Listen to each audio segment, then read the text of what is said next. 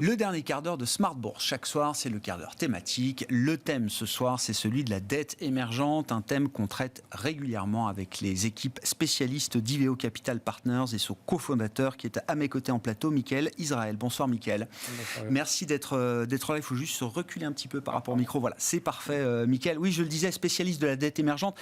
C'est votre univers d'investissement, le crédit high yield émergent. On va détailler avec vous l'intérêt ou les intérêts qu'on trouve dans cet environnement de marché complexe à travers cette classe d'actifs. Mais mettons en exergue, parce que dans votre univers d'investissement très large, celui des émergents, on trouve les pays d'Europe de l'Est jusqu'à la zone rouble et la Russie, bien sûr. Alors, vous n'êtes pas investi en Russie, je crois, vous ne l'étiez pas d'ailleurs avant même le déclenchement de l'invasion de l'Ukraine le 24 février dernier. En revanche, vous avez des positions légères, je dirais, sur l'Ukraine, à travers quelques émetteurs ukrainiens. Quand je dis des positions légères, c'est des positions qui ne vous surexposent pas par rapport à ce pays, par rapport à vos benchmarks de marché, c'est ça, un peu moins de 3% du fonds. D'accord. Et ce sont des positions, c'est intéressant, qu'on a depuis très longtemps, en fait. Avant même la création du fonds Iveo, qui date de 2015, c'était qu'on a eu, même pendant l'autre guerre, je dirais. 2014 ? Exactement. Ah ouais.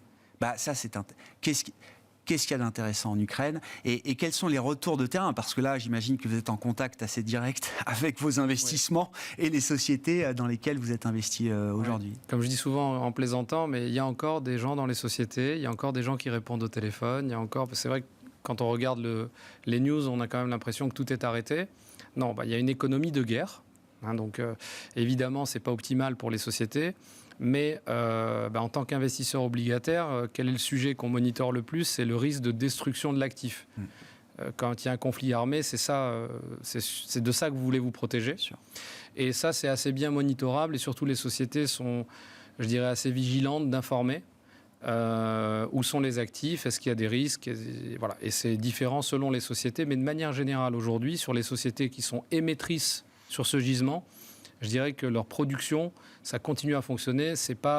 Elles ne sont pas à l'arrêt. Elles ne sont pas toutes égales, elles ne sont pas à l'arrêt. Ça ne tourne pas à 100%, j'imagine, mais ça tourne quand même à un niveau suffisamment correct pour que ça puisse continuer de fonctionner même en temps de guerre. Alors, exactement. Ça peut même tourner à 100%, quasi 100%. La production ne veut pas dire les ventes, parce qu'après, il faut pouvoir acheminer, exporter, etc. Le sujet le plus important, encore une fois, c'est... est-ce qu'on est dans une zone à risque? Donc, je vais vous donner deux exemples, ça va parler, je dirais, le plus. C'est si on prend une société du secteur des matières premières agricoles, on voit que là, on est sur un sujet où cette problématique de risque de destruction de l'actif est limitée. Parce que d'abord, les bombardements se font et les guerres se font rarement au milieu des campagnes. Ouais. Et en plus, si vous prenez une carte de l'Ukraine, la partie agricole de l'Ukraine, c'est plutôt l'ouest de l'Ukraine. Donc là-dessus, ce risque est assez faible. Mais ce qui est intéressant, c'est que les prix des obligations ont baissé un peu, pas de manière indifférenciée, mais pas loin. Et donc, vous avez aussi des sociétés qui, elles, peuvent avoir de l'exposition. Une société, donc on a fait, nous, un switch au départ là-dessus, justement, pour ne pas avoir ce risque de destruction d'actifs. Aujourd'hui, il y avait encore des news, c'est carrément dans cette usine de métallurgie, de cette société, que les derniers conflits armés de Mariupol, parce qu'ils ont quasiment... l'armée russe a quasiment aujourd'hui est entrée dans Mariupol, en tout cas a finalisé son action quasiment aujourd'hui, et c'est là-bas que ça se passe. Donc les risques de destruction d'actifs, il peut y en avoir là-bas. Nous, ce qu'on a fait, c'est qu'on a plutôt switché. Là où on voyait qu'il y en avait beaucoup moins. Je comprends. Voilà. Mais vous avez tenu à maintenir quand même des positions, même légères, mais des investissements dans ce pays et dans ces entreprises ukrainiennes. Oui, parce qu'encore une fois, il faut revenir à chaque fois au risk-reward et à la qualité des sociétés. L'avantage, c'est que ces sociétés sont rentrées dans cette crise avec, encore une fois, je vous le redis toujours, mais très peu d'endettement, puisque le code postal... était déjà quand même un code postal où vous n'allez pas dans les marchés pouvoir émettre ce que vous voulez n'importe comment. Il y a un peu moins de complaisance. Et donc, on était sur des sociétés très peu leveragées, avec un bel actif. Et aujourd'hui, à ces prix-là, pour nous, il y a de l'upside et un downside plutôt limité. Donc, c'est même une sorte d'option gratuite. J'exagère un peu, mais quand même une belle option de rebond, mais sur un montant pas très important du tout. Non, mais effectivement, alors c'était présenté de manière anecdotique, la guerre est loin d'être une anecdote, mais effectivement c'est intéressant d'avoir quand même ces retours de terrain dans un environnement de guerre intense assez particulier, effectivement, et qui n'empêche pas d'être quand même constructif autour de certaines entreprises ukrainiennes. De manière plus générale, Michael, donc, votre métier c'est d'investir dans la dette émergente. Quand les sujets sont assez nouveaux, en tout cas depuis quelques décennies, on n'avait pas autant parlé de l'inflation, avec des réactions de banques centrales qui sont toujours plus agressives. La Fed étant évidemment la banque centrale pionnière en la matière, la grande banque centrale pionnière en la matière. Alors, est-ce que c'est toujours une bonne idée d'investir dans la dette émergente quand la Fed réagit agressivement à des niveaux d'inflation qui sont très importants, hein, parce que là, on parle du dollar, de la courbe obligataire américaine, qui est une référence mondiale pour de nombreux prix de marché dans le monde obligataire et dans le monde du crédit. Et quels sont justement quelle est la grille d'analyse qui permet justement de prendre des décisions pertinentes dans cet univers d'investissement? Alors, je dirais, vous l'avez bien précisé, donc c'est important, parce que derrière le mot obligation émergente, si on ne précise pas, on peut aussi penser qu'on est sur les devises locales ou l'économie locale et l'inflation locale. Donc, il y a quand même 3 niveaux dans cette question. Il y a, est-ce qu'on parle de la Fed ou des inflations locales, et vous voyez un mot dessus, mais il faudrait une journée pour discuter, parce qu'il faut prendre chaque pays. Vous voyez qu'en Chine, il n'y a pas de sujet d'inflation locale. En Turquie, on est sur un autre sujet. Ouais. Donc, c'est trop hétérogène. Bon. Sur le segment qui est le nôtre, qui est de se concentrer sur les obligations émises principalement en dollars, ce qu'on appelle les devises dures. Ouais. Effectivement, c'est la courbe des taux qui nous intéresse US. C'est ça. Bon. C'est ça. Une fois qu'on a dit c'est l'inflation américaine, d'une certaine manière, qui est plus importante pour vous quand vous investissez en dollars sur des bonds en dollars émis par des entreprises émergentes. L'inflation locale, pour nous, comme on ne fait pas de monnaie locale, ni des plaies souverains, où c'est la macro, à la fin, c'est dans notre analyse micro seulement qu'on voit si vraiment il y a un sujet relatif au marché local et à cette inflation. Est-ce que la société peut passer cette inflation, etc. Mais ce n'est pas le sujet central. Donc le sujet central, c'est la hausse des taux. Elle est claire, elle est sur le... Bon. Donc maintenant, moi je dirais, là aussi, il y a obligation et obligation. On peut aussi décomposer la question comme ça. Il y a des obligations qui sont sensibles au taux et il y a des obligations qui sont sensibles au spread. Ça, c'est très important parce que là aussi, il y a un raccourci souvent, c'est les taux remontent, il faut vite ne pas faire d'obliges. Mais lesquelles ? Et évidemment, celles où il y a une vraie sensibilité au taux aujourd'hui, et d'ailleurs, il ne fallait pas en avoir, et il faut probablement encore être vigilant.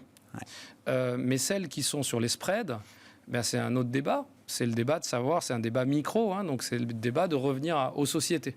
Donc de quelle société parle-t-on ? Est-ce qu'on parle de sociétés endettées et donc qui ont du spread parce qu'elles sont endettées, ou est-ce qu'on parle de sociétés peu endettées et qui ont du spread pour d'autres raisons ? Donc évidemment, là maintenant, l'épouvantail, c'est la stagflation.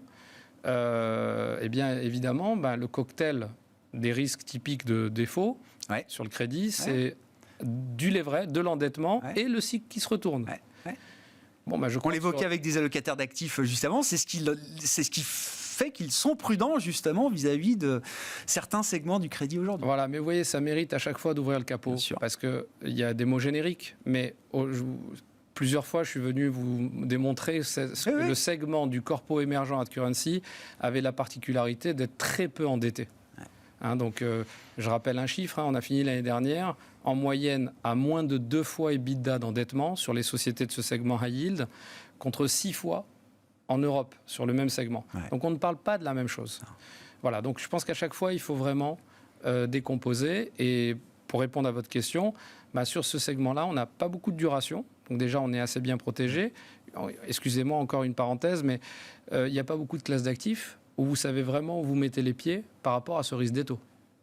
C'est-à-dire que la sensibilité taux d'un actif, au moins dans les obligues, vous pouvez vraiment le monitorer, vous pouvez savoir. Par rapport aux actions, par exemple, vous dites, où la sensibilité taux est toujours difficile à comprendre, à mesurer. Exactement, c'est-à-dire qu'on est obligé de faire des modèles où on espère que de l'autre côté, dans les revenus, on va pouvoir bien passer toute cette inflation et que tout ça va se neutraliser, etc. etc. Et dans l'immobilier, c'est pareil, et c'est probablement vrai, mais s'il y a des déceptions, là, vous savez exactement où vous mettez les pieds, et puis surtout, à vous de faire votre picking. Vous ne voulez pas de risque de taux, mais vous pouvez limiter ce risque de taux tout en faisant des obligations. Ouais. Quel type de rendement on trouve là, justement, quand on cible comme ça des émetteurs spécifiques, en limitant le risque de taux, en étant en dollars? Actuellement, sur la gamme de fonds qui est la nôtre, on est sur des durations entre 2,5 et 3,2. On est quand même plutôt court sur la duration. Le risque de taux est assez faible. Et on est sur des rendements en euros après coût de couverture qui se situent entre 8 et 12. D'accord. Oui. Non, mais j'entends bien. On est à 3% sur le 10 ans américain, 3-4% peut-être sur les actions, si on prend des rendements actions. Donc oui, effectivement, il y a quelque chose qui couvre largement l'inflation, là, pour le coup. Exactement, c'est exactement. Plus l'exposition sectorielle aussi qui mérite d'être discutée parce qu'il y a l'histoire des matières premières. Bien sûr, quand on parle émergent, évidemment, alors il y a ceux qui consomment des matières premières, mais il y a beaucoup de grands pays émergents qui sont producteurs et exportateurs de matières premières. D'ailleurs, je suis désolé parce que c'est vrai que la comparaison est un peu ambiguë, mais on a vu beaucoup d'actions, d'equity, de grands producteurs émergents de matières premières qui se sont envolés. Là aussi, est-ce qu'il y a un intérêt? Est-ce qu'il y a de la pertinence? Et si oui, quel est l'intérêt et quelle est la pertinence à être positionné plutôt sur le crédit plutôt que sur la partie equity quand on veut jouer ce thème matières premières à travers des producteurs émergents? Pour moi, c'est une histoire de risk-reward. C'est-à-dire aujourd'hui, on va prendre un exemple. Donc j'ai par exemple une société qui me vient en tête, matières premières, il y a l'equity qui est coté aussi. Ouais. Donc on a l'oblig et il y a l'equity qui est coté. Ouais. L'equity doit être en hausse depuis le début de l'année de plus de 100%.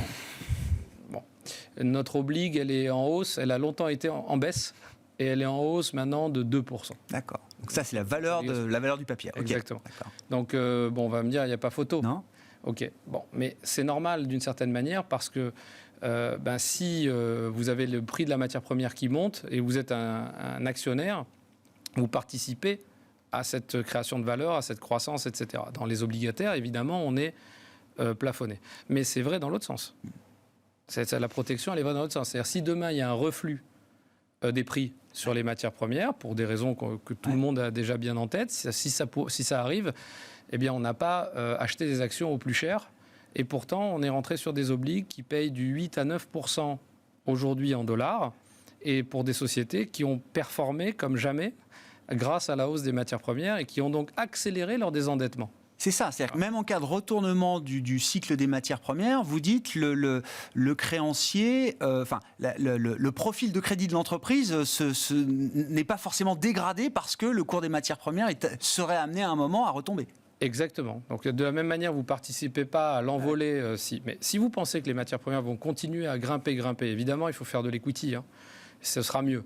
Mais en risk-reward, vous êtes sur un très bon risk-reward. Vous avez du 8-9% sur des sociétés qui performent très bien et dont le risque crédit se réduit considérablement.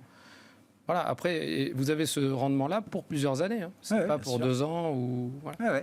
Bon, c'est une vision longue, effectivement, un équilibre entre le risque pris et le rendement servi. Merci beaucoup, Mickaël. Merci d'être venu nous éclairer sur les enjeux de cette classe d'actifs qui est votre domaine d'expertise chez VO Capital Partners. Je le rappelle, la dette émergente, le crédit à yield émergent, spécifiquement Mickaël Israël qui était à mes côtés, cofondateur d'IVO Capital Partners, invité du quart d'heure thématique de Smart Bourse ce soir.